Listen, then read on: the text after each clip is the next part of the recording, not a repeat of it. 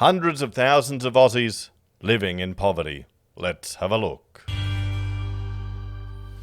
Hello everyone, Florian here, and welcome to another episode of HeiseSays. Grab your stein or cup of coffee, and we're going to talk about a report showing how many people are poverty-stricken living in poverty. Now, before we look at this article, I will just bring up a little clip that some of you may be familiar with, particularly my generation, from one of Australia's most popular prime ministers, good old Hawke. So let's listen to this. By 1990, no Australian child will be living in poverty. By 1990, no Australian child will be living in poverty. Now, I think many of us remember this clip. I remember it when I was a kid. I remember hearing that speech on the television, and I went to my father. I said, vote for him. I don't want any child to be living in poverty. And now it's 2025. And how's your quality of life doing, mate? How's it there? I wonder how millennials are doing compared to previous generations. We certainly can't have a mother at home. That was a luxury I grew up with. I still remember when my mother started working full-time. She started a mobile hair care business, and my father he'd compare her revenue to his construction and design business, and he wasn't too impressed, but she was doing really, really well. And as a child, I remember my father had to, because he was working from home, he had to start cooking food, and he made this, because he grew up. He was a kid during World War II, and he remembers being in the cellar when Berlin was bombed. So I think some of those culinary skills evolved from that period, because he made this goulash with boiled sausages and vegetables, and I am still, in my mid-40s, still tempted now to make it for my kids, because it was horrible. But nevertheless, we're still living in poverty. Australians are still living in poverty. So, Hawke, mate, you're good at sculling beers, not so good at fulfilling your promises. Maybe that's a Labour lesson we all need to learn. So let's have a look here. 1 in 7 Australians are poverty-stricken, a report says. 35 years after an Australian Prime Minister predicted no child would be living in poverty, 1 in 6 are. That's according to a new report by the Australian Council of Social Services and the University of New South Wales, released for the start of Anti-Poverty Week. It found around 3.7 million people, or 14.2% of the population, were living in poverty in the years 2022 to 23, equivalent to 1 in 7 Australians. That includes 757,000, or 1 in 6 children. That's not a good sign, is it? 3.7 million. This is the two-speed economy here. Okay, the two-speed economy. You're going to get people who are living at the bottom, and will continue to. You've got people that are just doing it better. And a lot of that, frankly, I would say has got more to do with property holdings and intergenerational wealth than even education. There's another video I want to look at where a professional with a PhD is complaining about the difficulties in getting to the property market, getting constantly kicked out again and again and again when this landlord is selling. So perhaps the argument that we were pushed, our generation in particular, pushed to, just go to school, get your qualifications, get your education. If you're not strategic in what you picked, it's not as easy as they painted. There's a lot of useless degrees that are just, not earning relative to the time and investment you have to put in to get the qualifications, or even the liability you have to take on. Anyway, this is unacceptable in one of the wealthiest countries in the world, said Dr. Yavisti Niadu from the University of New South Wales Policy Research Centre. Well, where are they living? Where are they living? Because sure, Australia is a wealthy country. The government loves taxing everything. They hoover up money all the time. We've got a whole bunch of civil servants. That's where a whole lot of money is going to. I think there's also the difference in access to amenity, utilities, service, education, healthcare, depending on where you are in Australia. It doesn't take that far for you to travel to really see a drastic fall in the amenity and quality of life you can have. And that leads to social issues, particularly in the regions. The report shows poverty has increased since the COVID-19 pandemic, when the job seeker rate was temporarily doubled. Yeah, I mean, a lot of people really appreciated that. More money, but I would argue one of the issues is the inflation we've had since the pandemic. About 1 in 8 Australians were poverty-stricken in 2021, or 12.4% of the population.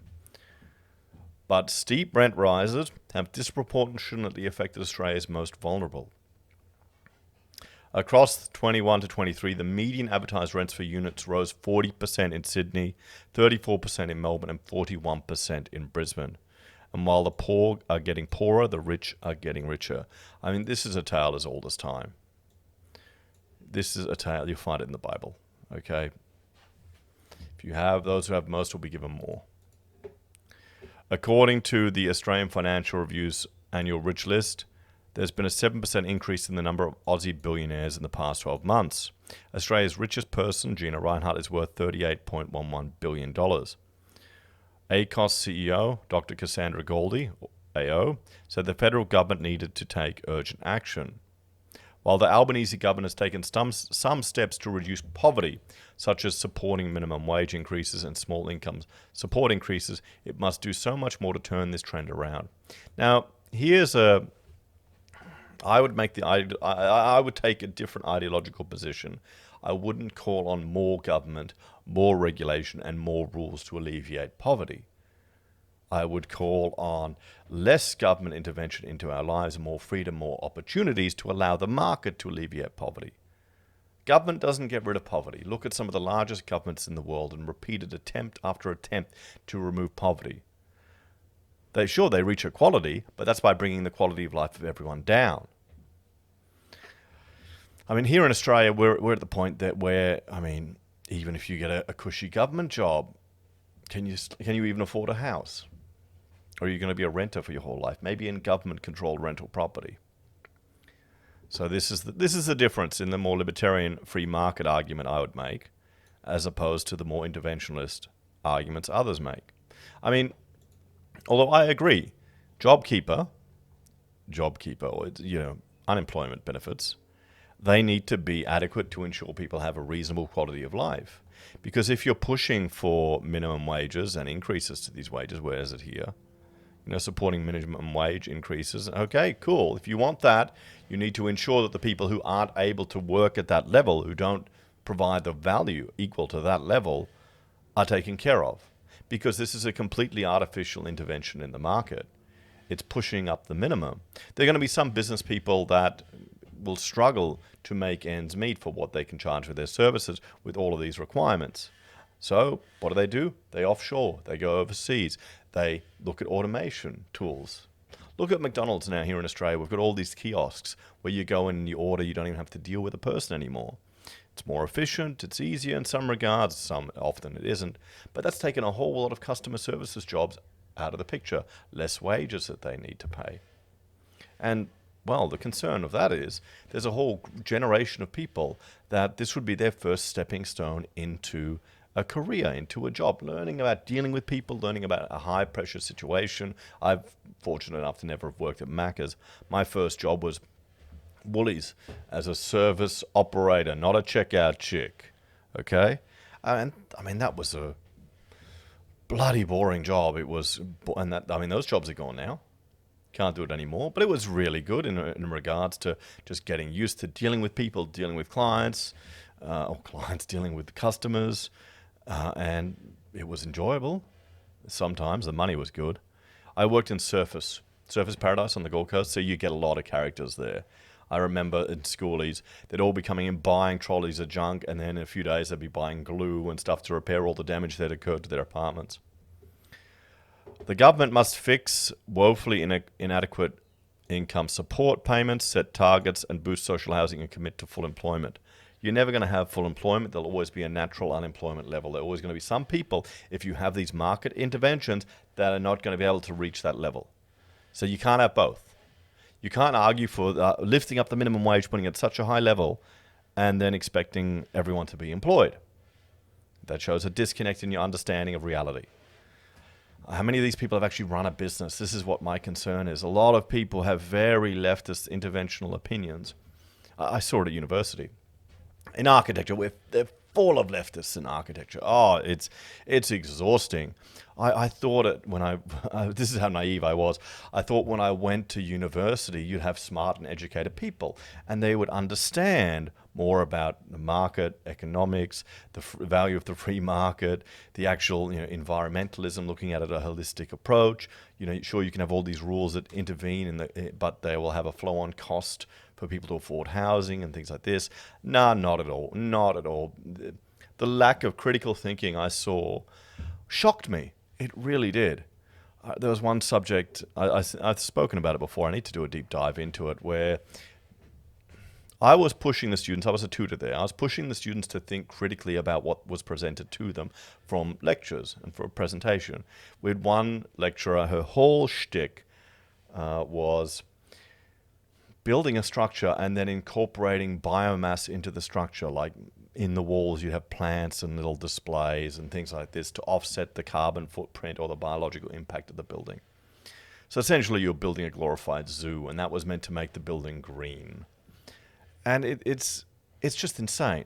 It is utterly insane if you look at the reality of construction, if you look at the reality of making usable spaces, if you look at the reality of maintaining animals in little glorified fish tanks or displays, and making the argument that would have a net benefit for the building and the environment is ludicrous. But of course, I'd be prompting the students to think more critically. They're just, no, but that's what we were told by the lecturer. And I go, well, can you pull that apart a bit more? Can you see through what they're putting? They've got an agenda because that's their entire career. And yeah, they didn't care. They didn't care. Anyway, let's have a look here. We should also adopt time-linked targets for poverty reduction to hold us all to account. I mean, look, here at Australia, we've been trying to bridge the gap for decades. Government doesn't help. You need the free market. The free market is the path to the solutions. Opportunity, jobs, people being innovative and stepping up. I was talking to my steel bloke that we use for the steel work on the house. I want to get some posts put up there to strengthen. I'm designing a handrail for the front of our house, and I want to make it a bit stronger. So I want to do a combo steel timber. Still looking traditional, but I want some chunks of steel there to help it be a bit stronger with the kids. And now he's, I haven't spoken to him for a year. He's got his kid's now 1 year old. He's now started to spin off his business. He's got more staff. He wants to get into construction, innovation, opportunities for house renovation, as well as the steel, as another side tack onto the business. This is what creates jobs. This is what creates opportunities. Gina Reinhardt, as much as everyone loves to bash her, I guarantee you, she will have more for improving the quality of life of average Australians than, a cost, the government intervention, or a lobby group, whatever it is. Pardon me. Anti-Poverty Week co-chair Simon Sharple said it was time Australia adopted a standard measure of poverty and got serious about reducing it. You're never going to reduce it. How much of our taxes are through micro luxuries that are bad for people's health that people like to enjoy? What if you're, on low income? You want to have a beer. You're paying taxes, significant amount of taxes that goes towards funding people whose quality of life is probably much higher than yours, a civil servant class. And they'll constantly paint it as, oh, look at the bludgers, look at the tall bludgers.